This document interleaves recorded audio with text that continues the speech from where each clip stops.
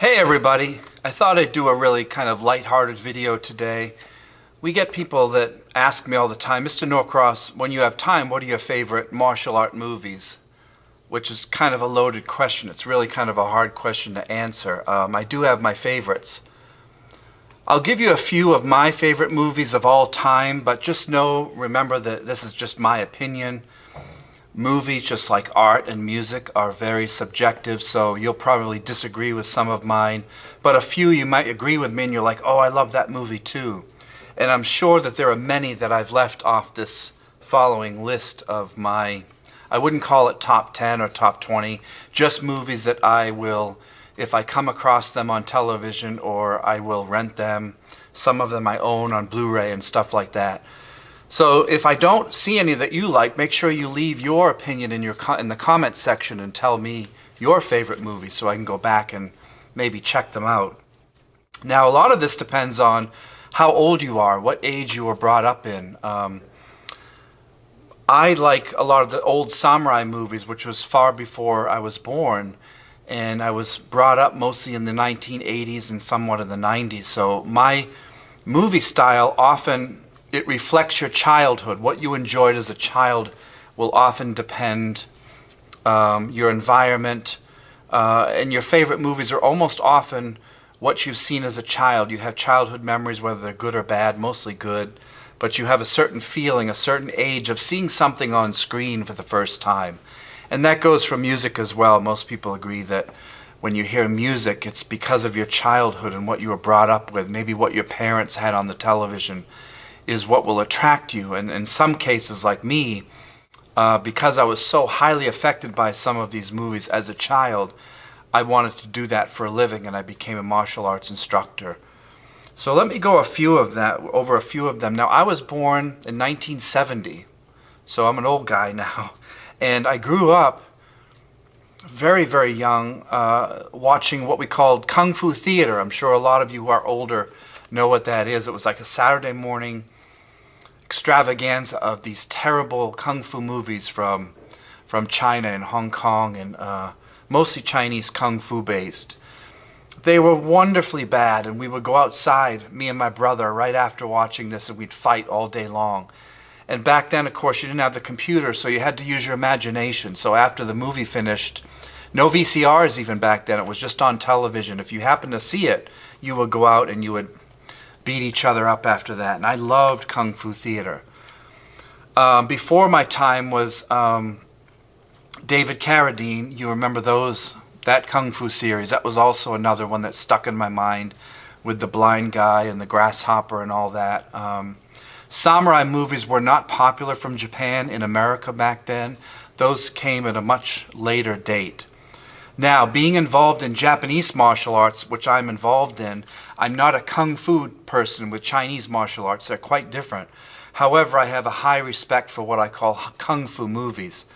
But those attract me to a point, but after that I prefer Japanese cinema far more than a Chinese cinema. So I wanted to give some honorable mentions. These are movies that I enjoy, but they're not kind of in my top 10, but I do like them a lot. So if you're looking at kung fu movies, if you like the Chinese style of wushu and high fantasy, you will like some movies like Enter the Dragon, of course. We all know who Bruce Lee is, young or old. We all know he was very famous for his movies. So Enter the Dragon's a good one. I will watch that when it comes on. Any of the Bruce Lee movies like Fists of Fury, if you remember that, Big Boss, Way of the Dragon. All of these movies by Bruce Lee were highly influential in many people's lives. Not as much in mine, although I would always watch them, but the kung fu style that he did wasn't as attractive to me as the samurai and ninja was much later, but I still highly recommend them and enjoy them. And the older I get, the more I appreciate Bruce Lee's philosophy as well. Now, sticking with this kung fu genre, I also liked, if you remember, Crouching Tiger, Hidden Dragon was a big movie. I think that was in the 1990s. It was the first one where they used like wires to make the people flying through the air. It was a very highly fantastical movie, which all movies are. But that really impressed me with my friends, to be able to watch people flying through the air and using these fantastic kung fu moves. So that was a great one. Crouching Tiger, Hidden Dragon. Iron Monkey, Legend of the Drunken Master, The One-Armed Swordsman. All these are old kung fu movies that if you like the Chinese-based martial arts, you will really enjoy these. And more modern ones like Hero was a good movie. Ip Man, the Ip Man series, which is still on now. Those weren't made very long ago, who was Bruce Lee's mentor. So any of the Ip Man movies, I will sit and watch. They really attract me. And of course, the Kill Bill series was quite popular back a while ago, and those are really good, by Tarantino. Now, having said that about the kung fu, that's not really my thing as much. But again, martial arts is martial arts. There aren't too many really great martial art movies out there because they weren't as popular, so they were more of a B movie to begin with. Let's see. Now, if you really want to get what I love, I like what they call chanbara movies, which literally means sword fighting. Those are the old, sometimes black and white, sometimes color martial art movies, all based in old Japan. They're period pieces, they're period dramas. Jidaigeki is what they're called, and those are period-based pieces, costume pieces, where it's all about these chanbara sword fighting. So real old-style samurai movies are what I prefer. It's a subcategory, and those are period dramas. Now, those were really big in like the 40s, 50s, and 60s, and even the 70s, but it saturated the market in Japan, so they stopped making those types of movies around the 1970s. People just got sick of them. They were saturated. So they're starting to come back with great movies such as 13 Assassins and a few others that are coming out.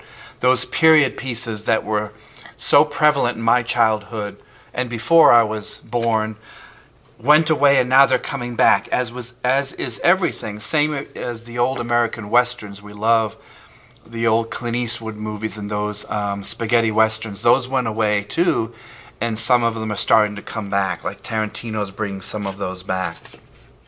So when you talk about chanbara, I love those types of movies, and those are the types that I actually own.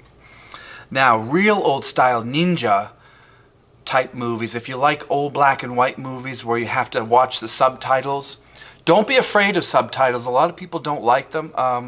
Kind of get over that, because the subtitles, when you hear it in its original language, in this case Japanese, it gives a better flavor to it.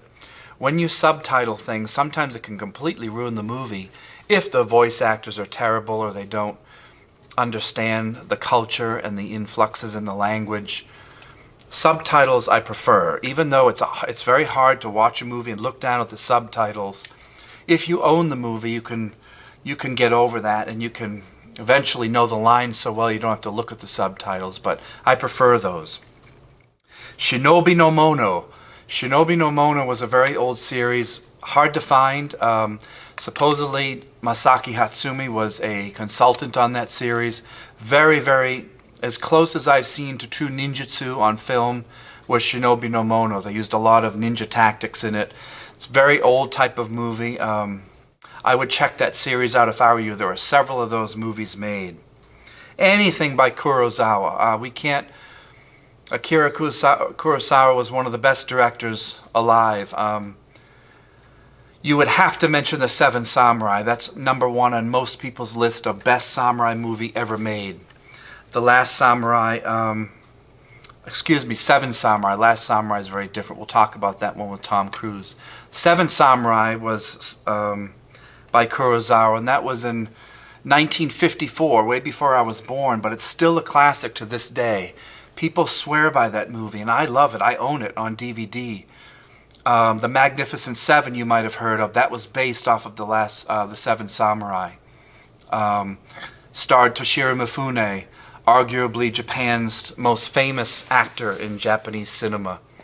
Kurosawa was a legendary director, and for back then he did so many different types of cinematography, so many different types of shots that he used. The sword fighting in it was incredible because it wasn't as much a clash type of sword fighting. It was one move. It had great strategy. It was all about the little guy winning over the big guy. A town was overcome by bandits, and they had to hire these seven samurai to protect them, and they had no money. Just great overall movie for back then. When you look at it now, it's a bit dated, of course, but that's a movie. It's very long. It's 3-4 hours long, so your girlfriend's not going to want to sit through that unless she's a geek like we are. But that's a movie you can sit and watch many, many times and get something new out of it. Seven Samurai, highly recommend that. Anything by Kurosawa, Yojimbo, fantastic, about a bodyguard, again, starring Toshiro Mifune. Harakiri, which was made in 1962 by Kobayashi. Harakiri is a great movie about samurai, the way of life. Again, Mifune and Kurosawa in 1962 with Sanjuro. That's a great movie, Sanjuro. I highly recommend that. Any of those old samurai movies, if you're like me, you will sit and watch them. Later movies like Kagemusha in 1980, The Shadow Warrior. That's more of a stylized type movie. It's in color. Ran in 1985 is more of a strange movie, more of a King Lear Shakespearean type of play, but that had some really good visualizations in it. Now, as far as sword fighting, we'll get into that a bit later. These movies have some sword fighting. Anything with Mifune has great swordsmanship because he was a martial artist. But a lot of the movies I enjoy just for the cultural aspect and not as much for the sword play. Sometimes some of them get boring and drawn out, but that's okay, that you get that. Rashomon in 1950 by Kurosawa. Rashomon was another classic samurai movie that you should pick up. Sword of Doom in 1966, another one that I really can't turn off when it comes on. A lot of these are great movies if you love the culture of the samurai and the ninja. These are movies you really can't turn down. Now, I mentioned before The Last Samurai because that's kind of a newer one with Tom Cruise. It was okay. I don't like Tom Cruise as an actor much.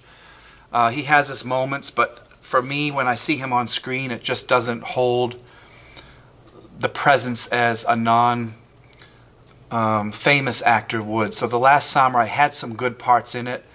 A lot of it was really over the top, but it had some good parts to it. So I would give that movie like a B- if I had to grade it. I do not own that. I've seen it, and every time I watch it, I see more and more nitpicky flaws I'll pick out.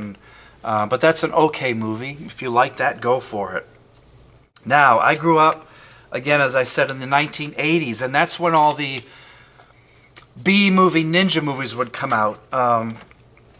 As far as other honorable mentions in my collection, if you are a swordsman of any kind, you will want the Zatoichi series. Now, this is mine here. This is the special box set.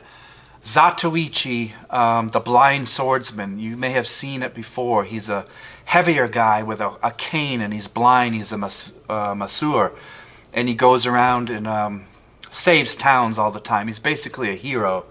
Zatoichi has some of the best sword play I've ever seen. Of course, it's all choreographed. Zatoichi, the old series, is the best. Now, they remade it. Terrible Zatoichi movie, I think in the 2000s. It was color. Can't remember the actor's name in it. It was terrible. It was a remake of Zatoichi and poorly made. Everything was edited, so there was no real fight scenes to it. It was all just quick edits. It had this terrible CGI blood in it, which was really poorly done. So I do not recommend the new Zatoichi. I thought it was absolutely terrible. The old Zatoichi, starring Shintaro Katsu. He is Zatoichi. Shintaro Katsu is the actor. I forget how many movies are here. There must be 20 or more movies that he did. He also did a television series of Zatoichi. This has got to be on my top 5 of all time. If you love swordsmanship and comedy, just chanbara fight scenes, that's the one to get. Another one of honorable mention is Lone Wolf and Cub. You've probably seen these. Any type of anime fans out there know this from the comic books. Lone Wolf and Cub is a really interesting, over-the-top, it's a 6-movie series. Believe it or not, Shintaro Katsu's brother, Tomasuru, what's his name? Let's see, it's his brother, Wakayama. Tomisaburo Wakayama. This is Zatoichi's brother who stars in these films. So you can see the resemblance, and he was also in the old Zatoichi series in several of them as the villain. But Lone Wolf and Cub, this guy is a samurai. He's the executioner of the daimyo. His job is to cut people's heads off. Him and his child go into exile, framed by the ninja, and he rides in this, the son rides in this baby cart that the samurai pushes around. It has all kinds of weapons. It's completely over the top with gore and blood. It is like a live action anime, and it's really awesome. Every time I watch these, the more that you get into the series, movie 4, 5, and 6 get really over the top, hokey. And of course, James Bond was a big influence on some of these movies. So the first 2 or 3 of these are much better than the later. But if you like samurai sword fighting, get these. This is another good one I highly recommend. So going on into the 1980s. So anything, we have to mention Sho Kosugi. That's where I grew up in the 1980s. If you know who Sho Kosugi is, you know ninja movies. Of course, they're all B movies. They're not great movies, but I love Sho Kosugi. He's the guy that I first saw when I was 13, 14, that I was like, wow, I want to be a ninja. So Revenge of the Ninja is on my top 10 of all time. You know, the acting isn't very good, but Sho Kosugi, if you want to see really over-the-top ninjutsu on film with all the weapons and the fighting, the stealth, you got to get Revenge of the Ninja. And of course, Enter the Ninja, the one before that. You got to get Enter the Ninja if you get Revenge of the Ninja. Both of them I can't turn off when they're on. I ordered my first swords watching these movies. I ordered my first shuriken watching these movies. I ordered my first Shinobi Shozoku, the uniform. Later on, Ninja 3, The Domination, where they put magic into it. A little bit more of a, even more hokey movie. But who didn't love Lucinda Dickey in that movie? Every guy had a crush on her. And that's when breakdancing was big. So you had them, they kept going and going. Pray for Death, another good Kosugi movie. I like all of those. Even though, again, they're B movies, and if you watch them now, they're really dated and pretty terrible. But as a kid, again, we love what we grew up with. So anything by Sho Kosugi is great. The Octagon, another kind of dark movie with Chuck Norris. If you watch The Octagon, it has some ninja stuff in it. But that was his most like ninja type movie, and that's another one I love, The Octagon. You Only Live Twice by James Bond. How can you go wrong? That was one of the first movies that Americans were brought up with that understood what martial arts were from Japan. So anything with James Bond, like You Only Live Twice, was highly influential on later movies.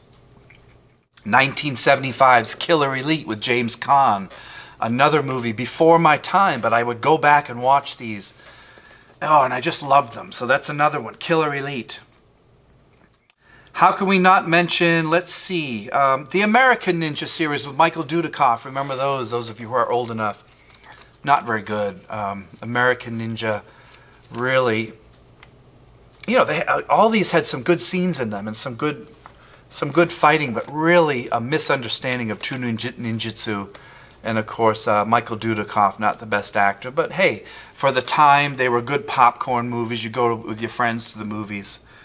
Let's see. Those of you who like anime, you will know Ninja Scroll, the animated film. That's just a great movie all over. For the animation of the time, it was huge success. It still is. It's one of the top anime movies of all time. So Ninja Scroll. I don't own it, but if it comes on, I watch it.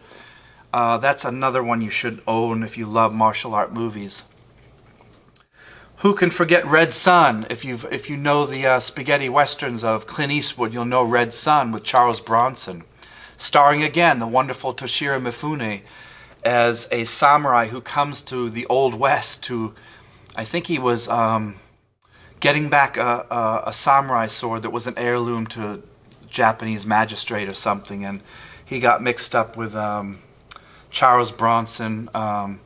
Great movie. Some good sword work in that too. Mifune was over the top as a samurai, beating up Charles Bronson, throwing him in judo throws. You can't go wrong. So that type of spaghetti western entertainment, you have to have Red Sun. Later on, the Karate Kid with Miyagi. Who didn't want to live next door to Miyagi? That was our favorite with Pat Morita and Danny LaRusso. again, when you're a teenager, those are the movies that you really remember. The music fit, the morals in that movie were great, the fight scenes were good, the women in it were gorgeous. We all had crushes on those girls back then. Everyone wanted, you remember the dojo, sweep the leg, and the crane stance. All those movies worked. The second one was good too, in Okinawa, with the girl in that one from Okinawa, who again all the guys had a crush on. That one was good too. I don't know. I don't remember Karate Kid 3 or if there was a fourth, but they weren't as good. The first and second were the premiere of those series, in my opinion. You have to own Karate Kid if you want a really good movie. The remake I haven't seen yet. I've heard it was fair, but I did not see the Karate Kid remake. I'm sure some of you will comment about that. Now we go into, again, one of my top 3 of all time is Shogun. This is a miniseries, a television miniseries by James Clavell based on the book. It is amazing. 1980. This is a 3-disc set. It's many, many hours long. I learned more about Japanese culture in this movie than any other movie. It has everything. It has drama. It has, again, Mifune's in this. It has great acting. Everything about it, the political intrigue, the clothing. Some of the best ninja scenes ever filmed are in this, the 2 that I can remember, when they're sneaking into the castle. Fantastic. Mifune as the Shogun himself. You can't get more royal than that. Richard Chamberlain, great actor in this. He was perfect for the role. The swashbuckling part of it, the sword fighting. The characters were so good. The Japanese characters, they really did a good job filming this in Japan. And I remember that they had such trouble filming this, but boy, the finished piece is a masterpiece. If you like Japanese culture, if you want to know about the language, you must pick this movie up on Blu-ray because it has wonderful extras. The score, the music, everything. Who didn't love Mariko in this? Everyone had a crush on her, didn't they? Overall, one of my top 3. Now, we get to later stuff, more modern, for those of you who are younger out there that haven't seen much. We got to talk about Steven Seagal, who was huge in the 1980s and 90s, that he was the king. You know, you have these martial artists like David Carradine, then you go into like Bruce Lee. After that, you go into the Shokosugis, then you have the Chuck Norrises, Jet Li, all these guys, Jackie Chan. But right around the 90s was Steven Seagal, who brought Aikido to the screen. Some of his movies, again, they're not great. They're bad B movies, but they're good in their own way. When they're on, I can't turn them off. So Out for Justice in 91, great movie. Started it all was Above the Law in 1988. We all wanted to be Steven Seagal then. And it was the first time on screen that I could tell my friends, this is kind of what I do. You know, I don't do kung fu, I don't do karate, although I did karate, but this is, Aikido is very similar. It's a modern style, but ninjutsu, there's a lot of that taijutsu in there, the throws, the wrist locks. It's the first time I could actually say to my friends when I was training at the time, that's kind of what I do. It was like Steven Seagal. It's very close. Seagal was very good back then. Hard to Kill in 1990. One of my favorites, Marked for Death in 1990. He made 2 in the same year. That character of Screwface as the villain. Again, the fight scene's really good in that by Seagal. The acting was okay too, and the stories were okay. After that, you get into Under Siege in 1992. That was the one on the submarine or the ship. Not bad. After that, the Seagal movies kind of go downhill. You got to give him credit. The guy makes a ton of movies. I still think he's making direct-to-DVD movies. People in Europe love him. They hire him all the time to come to Europe to make movies. He's not known in America anymore, but Europeans love Steven Seagal, and he still goes over there to make movies from probably millions of dollars. He's got a niche still. He's made dozens and dozens of movies. Most of them are pure junk, but the first 3 or 4 or 5 were really, really good. I can recommend those on DVD. Again, this is all opinion. Let's see, we mentioned all of those. Is there anything I've missed? You can't go wrong with anything. Nowadays, my favorite movie, the last movie I've seen, which was absolutely fantastic, was called 13 Assassins. That's the most recent type of old samurai movie that they're coming back with. 13 Assassins was fantastic. Just had some of the best sword scenes. The whole last half of the movie is a battle scene. It's very similar to Seven Samurai in many ways. Acting was over the top good. Sword fighting was good. Action over the top again. A lot of blood. Unbelievable amounts of blood in that movie. I don't recommend that for kids. But if you want a great modern samurai movie, you must get 13 Assassins. And that's available on DVD everywhere. Let's see what others I've missed. So many, again, not great movies, but good in their own way. Such good memories. The Hunted, 1995. That was another one that had a big influence on me. The Hunted, I really liked that movie. The samurai in that was great. Christopher Lambert is an actor, of course, we know from the Highlander series. He's a terrible actor. But the movie itself, John Lone, I think, was the bad guy in that. Good ninja scenes in that. So if you like ninja and samurai fighting each other, you have to get The Hunted from 1995. The Challenge, if you remember, a few of you out there, kind of a sleeper, a movie called The Challenge, again with Toshiro Mifune and Scott Glenn as the good guy. The Challenge was really an important movie to me. That's hard to find. You can find it on VHS, but I don't think it might be out on DVD now, called The Challenge in the 1980s. It's kind of a sleeper hit for me. Let's see, Last Samurai I mentioned, okay. Yeah, any ninja type movie by Seagal, okay. Of course, nowadays we have, the Ip Mans and those that are coming out. There's some good stuff out nowadays. They're coming out with more and more Japanese period pieces now. It's starting to come back into fashion. Kung Fu movies are still all over the place, like the new Ninja Assassin. That was okay. Ip Man is still big. They're starting to bring back more Bruce Lee remakes because of his life. So there's some new ones coming out with Bruce Lee. Obviously actors playing him.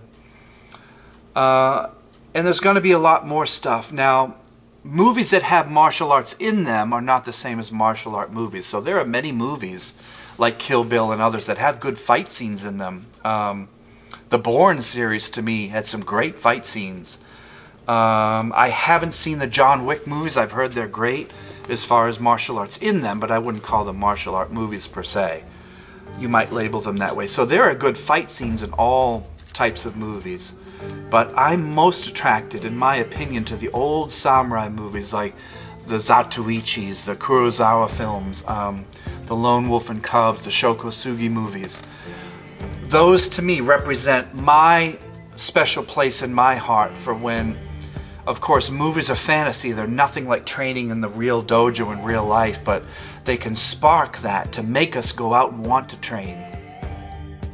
Many of my students, I ask them, what's your favorite martial art movies? And they raise their hand. They have one. So movies, music, directly can influence what you want to do with the rest of your life.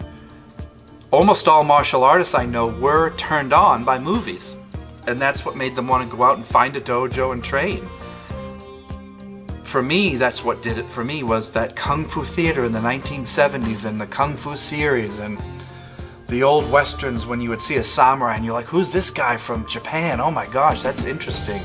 And then the movies like Shogun, they influenced me so heavily that I would live them, I would breathe them, I would research them, I would find the books, and I would research the actors, and I'd want to go to the festivals, and it really was a really wonderful time in my life. And now that I go back and I find them on Blu-ray, it's nice to go back and revisit your childhood and remember how young and stupid you were and how little you knew in martial arts. With those Shokosugi movies, I used to go outside and throw the shuriken, and I was terrible. And I'd make swords out of steel and the kamas and all stuff. I would get in my uniform and literally hide from the police at night. I would jump into rivers, I'd jump off of buildings, climb trees, go into the cornfields and hide from people. Just pure fantasy, and I'm glad I didn't get arrested back then. But that's stuff when you do when you're, as a kid, you're not very bright, but you're so willing to take chances and you're such in a fantasy-based world. Of course, later when I found true martial arts, it was much more difficult. Nothing like the movies, but it's okay sometimes to just shut the world out and turn on a great movie, get some popcorn, and literally just live in a fantasy-based world and be swept away to another time and another place. That's why I love these movies, and they hold a special place in my heart. Down in the comments, give us a name of a movie that I forgot, or a movie that really had an influence on your training in your life. Maybe it's one that's come out in the last couple years. I promise I'll read them, and maybe I'll check out a movie, or you will remind me of a movie that I forgot for this particular list that I enjoy. Hope you like this video. We'll do another one very soon on books. I'm going to recommend some good books on Budo that you can pick up and read if you're really into more of the scholarship part of it. And then some books with some good techniques to it. So that'll be on a video coming up this fall. Until then, stay tuned to our channel. We appreciate all the subscribers. We're over 500,000 views right now, and it's growing all the time. We have thousands of subscribers. We're very appreciative. We'll do some more technique stuff later in the week. Tonight we're doing baton in class. Tomorrow night we're doing Gyoko Ryu. So there's always stuff happening at the dojo. We teach every single day. Until next time, leave a comment of your favorite movie and enjoy watching your movies. We'll see you soon.